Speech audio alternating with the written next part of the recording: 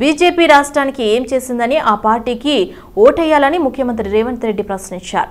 లోక్సభ ఎన్నికల సన్నాహకాల్లో భాగంగా చేవెళ్ల నియోజకవర్గానికి చెందిన కాంగ్రెస్ నేతలతో సీఎం సమావేశమయ్యారు.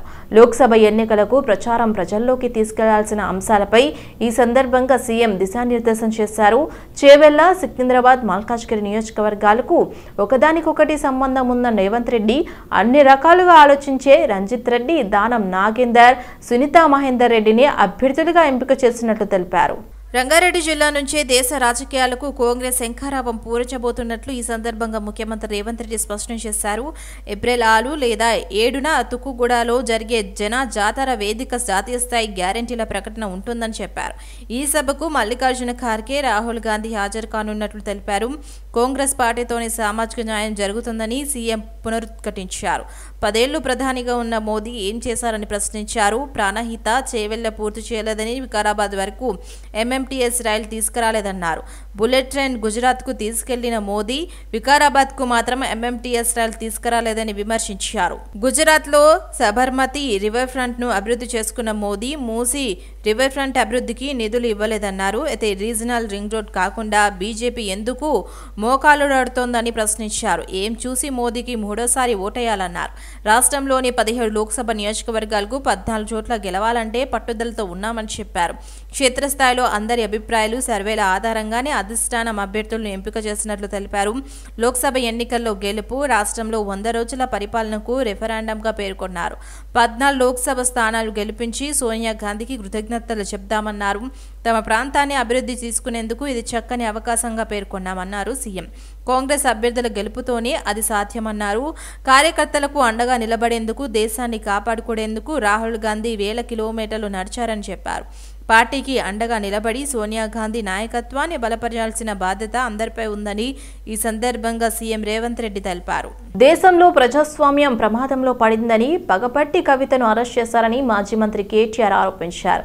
మోదీని ఆపాలంటే కేసీఆర్, మమత, కేజ్రీవాల్ లాంటి నేతలతోనే సాధ్యమన్న కేటీఆర్ సంస్థను అడ్డం పెట్టుకుని బీజేపీ శిఖండి రాజకీయాలు చేస్తోందని విమర్శించారు. ఎన్నికల్లో బీఆర్ఎస్ను అనేక ఇబ్బందులు పెట్టారన్న ఆయన ఎవరెన్ని కుట్రలు చేస్తున్నా ఎన్నికల్లో గెలిచేది బీఆర్ఎస్ అని ఉద్ఘాటించారు.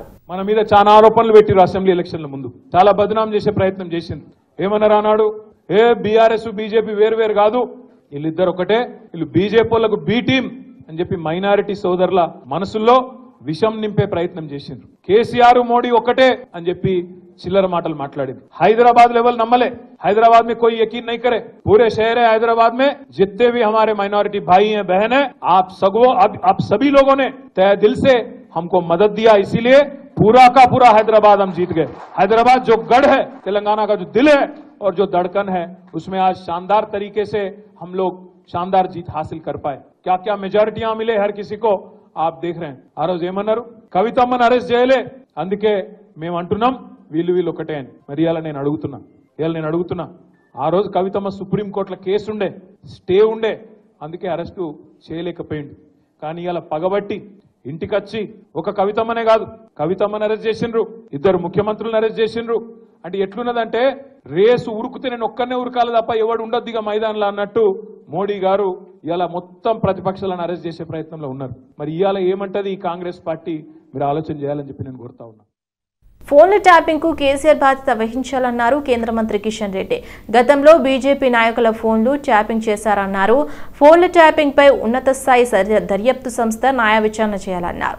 కక్ష సాధింపు కోసం కవితను అరెస్ట్ చేశారని ఆరోపిస్తున్నారని, ఢిల్లీ మద్యం వ్యాపారంలో కవిత జోక్యం చేసుకున్నారా లేదా అని ప్రశ్నించారు. రాజకీయపరమైనటువంటి వ్యక్తులపైనే కాకుండా అధికారులపైన, వ్యక్తుల వ్యాపారస్తుల వ్యక్తిగత జీవితాలకు సంబంధించినటువంటి కార్యక్రమాలపైన ఫోన్ ట్యాపింగ్ చేసి పోలీస్ అధికారులు ఒక మాఫియాగా ఏర్పడి మరో రోజు బీఆర్ఎస్ మాఫియా రాజ్యంలో ఒక వెలుగునటువంటి అధికారులు దానిపైన సమగ్రమైనటువంటి చర్యలు తీసుకోవాల్సిందిగా నేను ఈ సందర్భంగా పోలీస్ అధికారులను కోరుతా ఉన్నాను. భారతీయ జనతా పార్టీ కార్యకర్తలు, నాయకులు, మా ఆఫీసులో పనిచేసేటువంటి సిబ్బంది అందరిపైన కూడా ఫోన్ ట్యాపింగ్ చేసినట్టు ఆధారాలు బయటపడతా ఉన్నాయి. దీనిపైన కఠినంగా వ్యవహరించాలి. ఏ మాత్రం కూడా నిర్లక్ష్యం చేయకుండా రాజ్యాంగం కల్పించినటువంటి పౌరుల ప్రాథమిక హక్కులు భంగం కలిగే విధంగా వ్యవహారం చేశారు. దేశ భద్రత కావచ్చు, ఉగ్రవాద యాంగిల్లో కావచ్చు, ఆ రకమైనటువంటి దాంట్లోనే ఫోన్ ట్యాపింగ్ చేయడానికి అవకాశం ఉంది. అది కూడా ముందస్తు అనుమతులు ఉన్నతాధికారుల దగ్గర తీసుకున్న తర్వాతనే చేయాలి. కానీ అది కాకుండా అవినీతితో ఈ యొక్క కుంభకోణాలకు పాల్పడము, వ్యక్తుల నుంచి బ్లాక్ మెయిల్ చేసి కోట్ల రూపాయలు వసూలు చేయడం కోసము ఫోన్ ట్యాపింగ్ చేయడము చాలా దుర్మార్గం. ఫోన్ ట్యాపింగ్ పై రాష్ట్ర డీజీపీకి ఫిర్యాదు చేశామన్నారు మహబూబ్ నగర్ ఎమ్మెల్యే ఎన్ఎం శ్రీనివాస్ రెడ్డి. అయితే మహబూబ్ నగర్ నియోజకవర్గంలో గత 5 ఏళ్లుగా ఫోన్ ట్యాపింగ్ వల్ల బాధపడినట్లు తెలిపారు. ఎస్ఐబి అధికారులు ప్రశ్నించే గొంతులపై ఫోన్ ట్యాపింగ్ ప్రయోగించిందన్నారు. రాజకీయంగానే కాకుండా వ్యాపారవేత్తల దగ్గర డబ్బులు కొల్లగొట్టేందుకు ఈ ట్యాపింగ్ కు వాడుకున్నారని ఎమ్మెల్యే ఎన్ఎం శ్రీనివాసరెడ్డి తెలిపారు. అయితే గత 10 ఏళ్లలో నిర్బంధ పాలన జరిగిందన్నారు. ఉమ్మడి రాష్ట్రం కంటే తెలంగాణ రాష్ట్రంలోని ఎక్కువ నిర్బంధాలు జరిగాయన్నారు. ఎన్నికల సమయంలో నా ఫోన్ కూడా ట్యాప్ చేశారన్నారు. మహబూబ్ నగర్ కు చెందిన మాజీ మంత్రి ఆదేశాల మేరకు అధికారులు ఫోన్ ట్యాపింగ్ చేసి కాల్ రికార్డులు మళ్లీ వారికి పంపించారని తెలిపారు. వాటి ఆధారంగా బ్లాక్ మెయిలింగ్ కు పాల్పడ్డారన్నారు. ఆధారాలతో సహా డీజీపీకి ఫిర్యాదు చేసినట్లు వెల్లడించారు. రాజ్యాంగం ఇచ్చిన ఫండమెంటల్ రైట్స్ కు ఈ ఫోన్ ట్యాపింగ్ విఘాతం కలిగించిందన్నారు. కేవలం హైదరాబాద్ లో మాత్రమే ఫోన్ ట్యాపింగ్ బాధితులు లేరు, రాష్ట్ర వ్యాప్తంగా దీనికి బాధితులు ఉన్నారన్నారు. ప్రతి జిల్లాకు ఒక కంప్లైంట్ సెల్ ఏర్పాటు చేస్తే బాధితులు బయటకు వస్తారన్నారు. వేలాది మంది బాధితుల తరఫున నేను ఒక బాధితుడిగా, ఫోన్ ట్యాపింగ్ బాధితుడిగా గత 5 సంవత్సరాల్లో జరిగిన నిర్బంధ పాలన, స్వేచ్ఛను హరించి బెడ్రూమ్లోకి తొంగి చూసే అధికార వ్యవస్థకు వ్యతిరేకంగా ఈరోజు డీజీపీ గారికి కంప్లైంట్ ఇవ్వడం జరిగింది.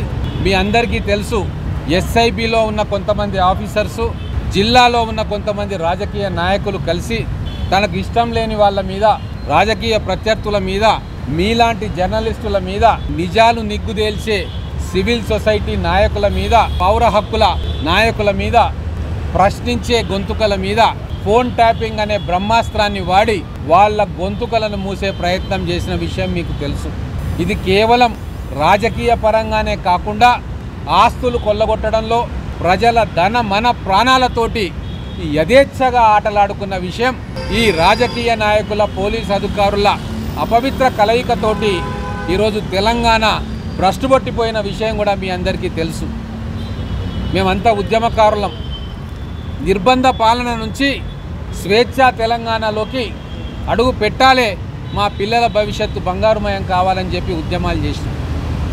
కానీ తెలంగాణ వచ్చిన తర్వాత సీమాంధ్ర పరిపాలనలో ఉన్న నిర్బంధానికంటే కూడా 1000 రెట్లు ఎక్కువ నిర్బంధాన్ని మనం చూసినాం. ఆ నిర్బంధంలో భాగంగా మా మహబూబ్ నగర్ జిల్లాలో వందలాది వేలాది మంది ఫోన్ ట్యాపింగ్ అనే ఈ వైరస్కు గురైపోయింది. ఈ దుర్మార్గపు చర్యలు అక్కడ ఉన్న బీఆర్ఎస్ నాయకులు, మాజీ మంత్రులు ఒడిగట్టారన్న విషయం మహబూబ్ నగర్లో ఎవరిని అడిగినా చెప్తారు. రంగారెడ్డి జిల్లా సమీకృత జిల్లా కార్యాలయాల సముదాయంలోని సమావేశ మందిరంలో పార్లమెంట్ ఎన్నికల నిర్వహణ ఏర్పాట్లపై కలెక్టర్ శశాంక సమీక్ష నిర్వహించారు. పోలింగ్ సిబ్బందికి, అత్యవసర సేవల సిబ్బందికి పోస్టల్ బ్యాలెట్ ఇచ్చే ప్రక్రియ పకడ్బందీగా జరిగినందుకు పోస్టల్ బ్యాలెట్ నోడల్ అధికారులు, సిబ్బందికి జిల్లా ఎన్నికల అధికారి కలెక్టర్ శశాంక అవగాహన కల్పించారు. పోస్టల్ బ్యాలెట్ ఎవరికి వస్తుందని అనేది అధికారులకు స్పష్టమైన అవగాహన కలిగి ఉండాలని రంగారెడ్డి జిల్లా కలెక్టర్ శశాంక సూచించారు. పోస్టల్ బ్యాలెట్ విషయంలో ఎన్నికల రోజుల విధులు నిర్వహించే పోలింగ్ సిబ్బందికి, ఈ ప్రక్రియలో పాల్గొనే పోలింగ్ సిబ్బందికి, పోలీస్ సిబ్బందికి, సర్వీసెస్ ఓటర్లకు ఫారం 12 అందించి దరఖాస్తు చేసుకున్న ఓటర్లకు ఓటర్ ఫెసిలిటేషన్ సెంటర్లో ఓటింగ్ వేసే విధంగా ఏర్పాటు చేయాల్సి ఉంటుందన్నారు. అయితే ఫెసిలిటేషన్ సెంటర్లో పోస్టల్ బ్యాలెట్ ద్వారా ఓటు వేయడానికి వచ్చే ఇతర జిల్లా, ప్రాంత సిబ్బంది ఒక రోజు స్పెషల్ క్యాజువల్ లీజ్ మంజూరు చేయడం జరుగుతుందన్నారు. అవగాహన లేకపోవడం చేత పోస్టల్ బ్యాలెట్లు కొన్ని చెల్లకుండా ఉంటున్నాయని, ఇక ఈసారి ఒక ఓటు కూడా చెల్లని ఓటు పడకుండా పోస్టల్ బ్యాలెట్లకు ఓటర్లు అవగాహన కల్పించాలని సూచించారు. ఇక ఓటర్లను గుర్తించడం, వారికి ఫారం 12 అందించి జిల్లాలో అత్యధికంగా ఓటింగ్ శాతం పెంచాలని ఆదేశించారు. చెంగిచెర్ల ఘటనపై బీజేపీ తెలంగాణ రాష్ట్ర మహిళా మోర్చా ఆధ్వర్యంలో డాక్టర్ శిల్పారెడ్డి ధర్నా నిర్వహించారు. హోలీ పండుగ లక్ష్యంగా మహిళలపై మతోన్మాదుల దాడిని ఆటవిక చర్యగా భావిస్తున్నామన్నారు శిల్పారెడ్డి. ఇతర రాష్ట్రాల నుంచి వచ్చిన కొంతమంది మతోన్మాదులు మహిళలతో ఘర్షణకు దిగి దాడికి పాల్పడ్డారన్నారు.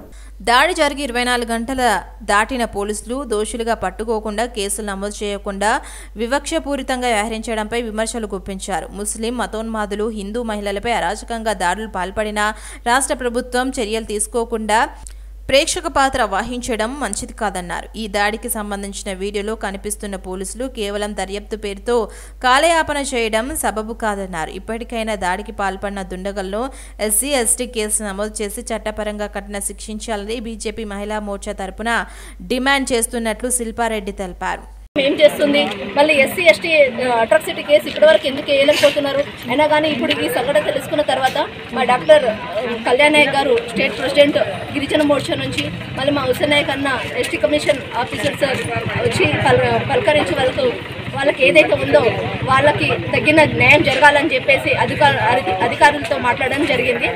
ఇది అధికారులు ఎప్పుడైతే మాట్లాడడం జరిగిందో వాళ్ళకు తక్షణమే వాళ్ళు చర్య తీసుకుంటామని చెప్పేసి వాళ్ళు చెప్పడం జరిగింది. భారత్ మాతకి జై.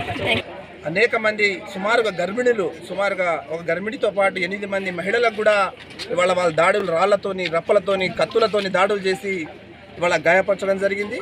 వెంటనే SC ST atrocity case book చేయాలి, అదేవిధంగా 307 కేసు బుక్ చేయాలని బీజేపీ ఎస్టీ మోర్చా రాష్ట్ర పార్టీ డిమాండ్ చేస్తూ ఉన్నది. ప్రభుత్వం కానీ అధికారులు కానీ స్పందించకుంటే నిందితులను కాపాడాలని ప్రయత్నిస్తే భారతీయ జనతా పార్టీ రేపు డీజీపీ ఆఫీస్కి ముట్టడానికి మేము బయలుదేరుతాము. ఎందుకంటే ఇప్పటి వరకు కూడా పోలీసు వాళ్ళు ఎవరికి అరెస్టు చేసిరు, ఎవరికి నిందితులకు ఇవాళ అరెస్ట్ చేసినని మాకు చెప్పలేకపోతున్నారు. కనుక ప్రభుత్వం పోలీసు వాళ్ళు వెంటనే ఎవరికి మీద కేసులు పెట్టిరు, ఎంతమందికి అరెస్ట్ చేసిరు అనేది ఇక్కడ ఉన్న డిపార్ట్మెంట్ పరిస్థితి ఎట్లా ఉందనేది అర్థం చేసుకోవచ్చు. కొన్ని రాజకీయ లబ్ధి కోసం తప్ప వీళ్ళు ప్రజలను చేసేటట్టు కనిపించట్లేదు. నిన్న కూడా వాళ్ళకి ఏ ఇబ్బంది జరిగిందని చెప్తే డిపార్ట్మెంట్ వాళ్ళు మళ్ళీ స్టేషన్ కాడ మాకు ఏది ఎమ్మెల్సీ కావాలి ఇది కావాలని అడుగుతున్నారు. వాళ్ళకి దెబ్బ తాకితే వీళ్ళు తీసుకెళ్ళి హాస్పిటల్లో జాయిన్ చేసి వాళ్ళకు ట్రీట్మెంట్ చేయించి రిపోర్ట్స్ వాళ్ళు తీసుకోవాలి. వాళ్ళు హాస్పిటల్లో పడ్డ వాళ్ళని నువ్వు తీసుకొస్తేనే నేను ఎమ్మెల్సీ చేస్తా అనేది రాంగ్. అది వస్తేనే ఓయూలో ఉన్న పలు బస్తీల్లో ఎమ్మెల్సీ మిర్జా రెహమద్ బేగ్ పర్యటించారు. బస్తీలో కరెంటు బిల్లులు చెల్లించాలని అధికారులు ఒత్తిడి చేస్తున్నారని ఎమ్మెల్సీ దృష్టికి తీసుకొచ్చారు. ఉస్మానియా యూనివర్సిటీలో ఉన్న పలు బస్తీలలో ఎమ్మెల్సీ మిర్జా రెహమద్ బేగ్ పర్యటించారు. బస్తీలో కరెంటు బిల్లులు చెల్లించాలని అధికారులు ఒత్తిడి చేస్తున్నారని ఎమ్మెల్సీ దృష్టికి తీసుకురాగా వర్సిటీ అధికారులతో మాట్లాడారు. ప్రస్తుతం ఎటువంటి బిల్లులు చెల్లించవద్దని, ఎంపీ ఎన్నికలు పూర్తవగానే సమస్యలను పరిష్కరిస్తామని అన్నారు. పెండింగ్ బిల్లులు చెల్లించి 200 యూనిట్ల లోపు ఉచితంగా విద్యుత్ వాడుకోవాలన్నారు. బిఎన్ రెడ్డి నగర్ డివిజన్ పరిధిలోని ప్రభుత్వ ఏరియా హాస్పిటల్లో వైద్యం సరిగ్గా అందించడం లేదని, పేషెంట్ల పట్ల నిర్లక్ష్యం వహిస్తున్నారని బాధితులు ఆవేదన వ్యక్తం చేశారు. హాస్పిటల్కి వచ్చే పేషెంట్లు స్థానిక BN Reddy Nagar division GHMC corporator ముద్దులచ్చిరెడ్డికి ఫిర్యాదు చేయడంతో హాస్పిటల్ సందర్శించారు. గర్భిణి డెలివరీ కోసం ఏరియా ఆసుపత్రికి రాగా కొంచెం ఆయాసంగా ఉందని చెప్పడంతో డ్యూటీలో ఉన్న డాక్టర్ పేషెంట్ని చూడకుండా హై రిస్క్ కేస్ అని చెప్పి కోటి ఆసుపత్రికి రిఫర్ చేశారు. అయితే పేదవారైన పేషెంట్ కోటి ఆసుపత్రికి వెళ్ళగా మళ్ళీ ఏరియా హాస్పిటల్లో వైద్యం అందిస్తారని తిరిగి పంపించారు.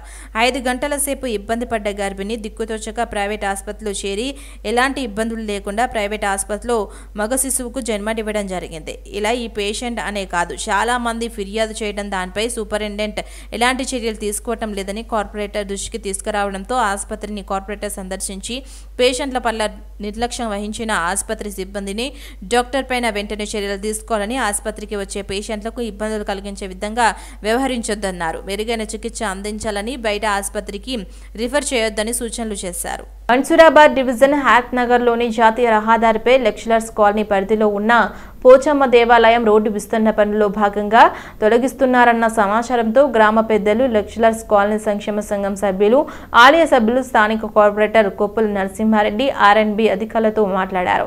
జాతీయ రహదారి పనుల్లో భాగంగా పనులు తొందరగా పూర్తి చేయాలన్నారు. ఆర్ఎండ్బి అధికారులు తొందరగా నిర్ణయం తీసుకుని దేవాలయాన్ని తొలగించడం కాకుండా చిన్న స్థలంలో నిర్మించుకునే విధంగా చర్చించుకుంటున్నారని కొంత సమయం కోరడం జరిగిందని కార్పొరేటర్ కొప్పుల నరసింహారెడ్డి అన్నారు.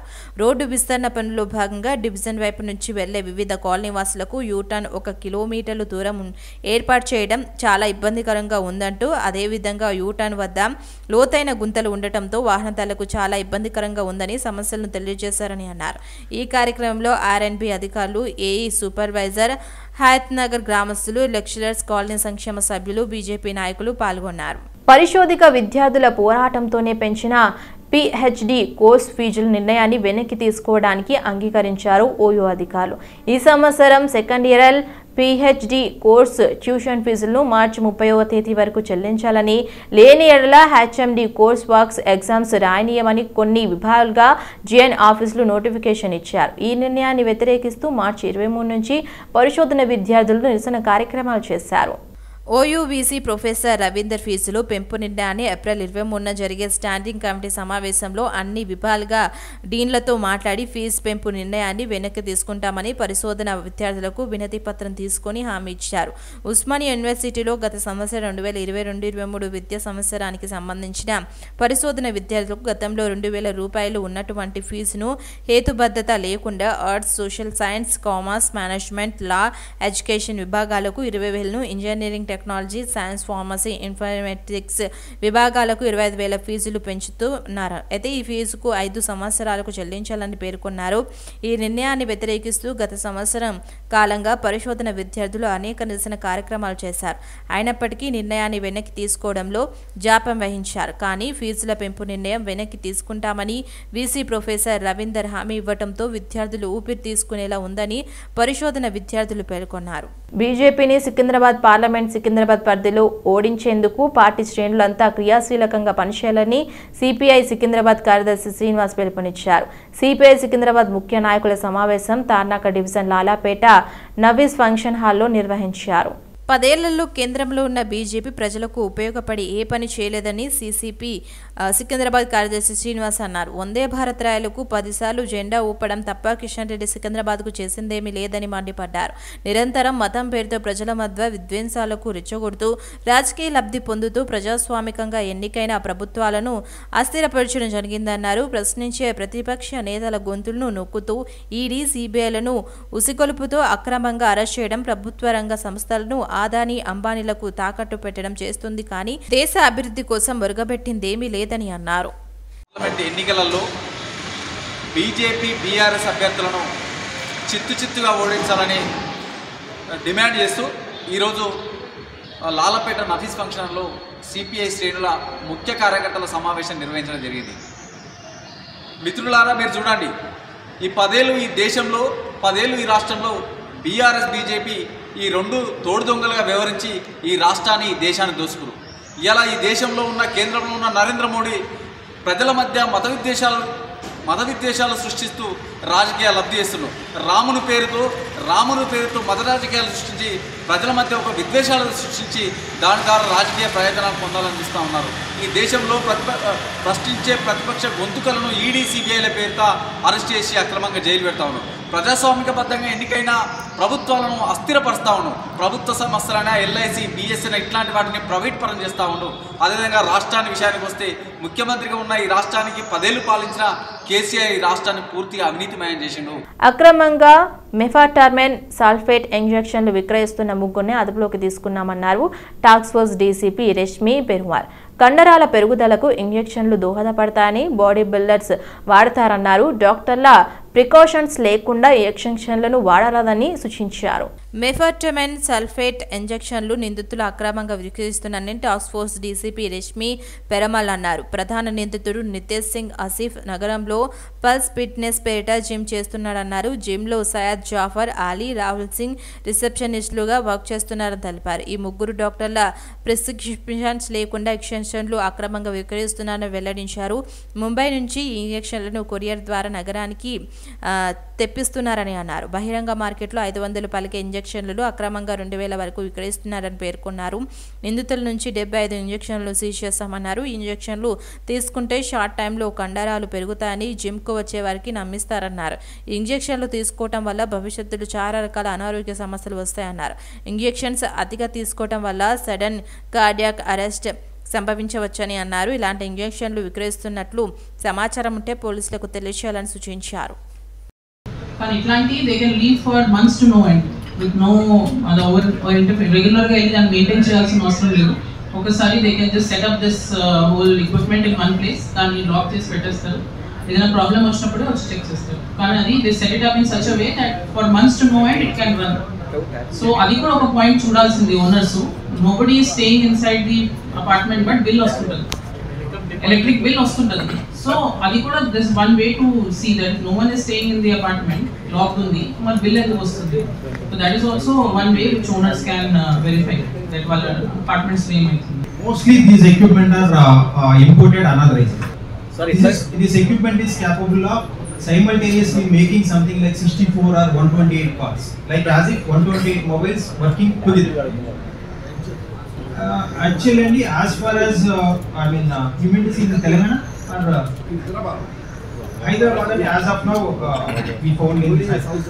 హైదరాబాద్ నగరంలోని సెల్ ఫోన్ టవర్లపై పరికరాలను చోరీ చేస్తున్న నిందితులను అరెస్ట్ చేస్తున్నామన్నారు task force DCP Rashmi Perumal. టవర్లకు ఉండే రేడియో రిమోట్ యూనిట్లు హెడ్స్ చోరీ చేస్తున్నారన్నారు. ఈ పరికరాలు మొబైల్ టవర్లతో వాడతారని, మొబైల్ సిగ్నల్స్ అందడానికి ఈ పరికరాలు అత్యవసరమన్నారు. సౌత్ జోన్ టాస్క్ ఫోర్స్ పోలీసులు కాచిగూడ పోలీసు సంయుక్తంగా ఆపరేషన్ నిర్వహించి 9 మందిని అరెస్ట్ చేశారని task force DCP Rashmi Perumal అన్నారు. నిందితుల నుండి 60 నుంచి 70 లక్షల విలువ చేసే పరికరాలు స్వాధీనం చేసుకున్నామన్నారు. రెగ్యులర్గా టవర్లకు సంబంధించిన పరికరాలు చోరీ అవుతున్నాయని ఫిర్యాదు అందాయన్నారు.